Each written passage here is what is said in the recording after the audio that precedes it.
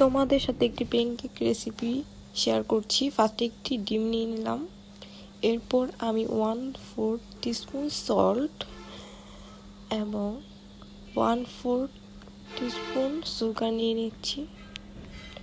Vanilla essence নিয়েছি 1 চামচ, এরপর মিল্ক দিয়ে দিচ্ছি, তারপর মিক্স করে নিচ্ছি।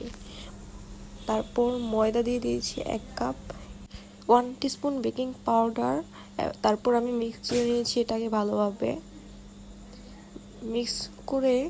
তারপর আমি এর মধ্যে একটু অয়েল দিয়ে দিয়েছি, তারপর মিক্স করে নিচ্ছি। তারপর আমি 1/2 কাপ পরিমাণে বেটারটা দিয়ে দিয়েছি ফ্রাই প্যানে। তারপর যখন এরকম বাবলসগুলো হয়ে যাবে তারপর আমি উল্টিয়ে নিয়েছি।